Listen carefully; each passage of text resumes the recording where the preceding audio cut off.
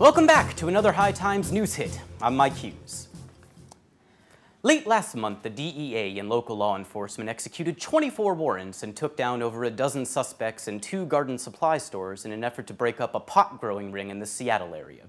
Authorities believe the grow ops are being set up south of the border by Canadian organized crime to avoid having to move their product past border security. Really, all that's missing is a catchy name for the investigation. It's called Operation Green Reaper. Operation Green Reaper. Green Reaper. We also would have accepted Weed'em and Weep, Operation Ivory Maiden, Potpocalypse Now, my personal favorite, Abandon All Dope Ye Around Mount Rainier, and for the Shakespeare fans, Operation Shuffle Off This Mortal Cola. Well, kitschy investigation titles aside, it's time to justify Operation Green Reaper wasting tax dollars. They buy nice houses in nice areas. They can be your neighbors. And they go in and they destroy these houses. And suddenly a nice neighborhood becomes a bad neighborhood. You have an abandoned house that can't be sold. In fact, is a toxic waste site. I could think of one assistant U.S. attorney who's not getting an invite to Toxic Avenger's next impromptu dance party. Toxic Crusaders, toxic! While getting stoned and surfing the internet can lead to hours of entertainment, there is a darker side to this distraction. Many potheads are getting too high and falling prey to impulse buys off spam mail. One man was brave enough to come forward and share his story in this special report.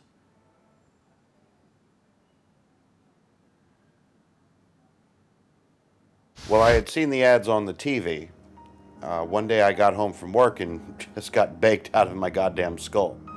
And so I'm on the internet and I hear the commercial in the background and I couldn't stop laughing. It was the funniest damn thing I've ever heard. The quest for male enhancement continued through the ages. Again, with little success. So I checked my email, and sure enough, there's a message in there from them. So I figure this is some sort of sign. So I go to their site and order the pills. And what happened then? I looked at porn for an hour or two. And then like a week later, the pills came. So I took them. You took them? Yeah. And what happened then? Well, you know, they made something bigger. I noticed something wasn't right the following day. I couldn't quite put my finger on it at first, but eventually I realized my nipples had grown roughly 7 inches in length. The girth, remained about the same. Anyway, I didn't want to condemn the pills entirely without seeing how my lady friend responded to them in the sack. But that didn't go so great. God, my eye! Oh, my fucking eye! God! It,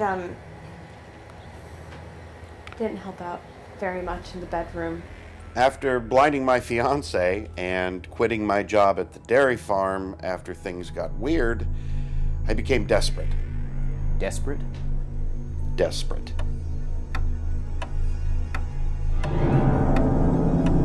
Something had to be done.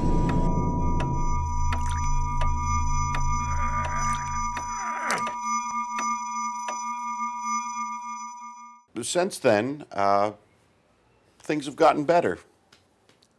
Our lives have slowly returned to normal. We enjoy the same activities we did before the incident.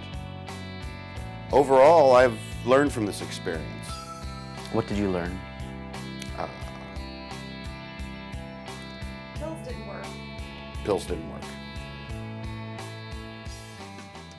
Powerful stuff. Well, that's it for this episode of High Times News Hit. I'm Mike Hughes, and we'll see you next time.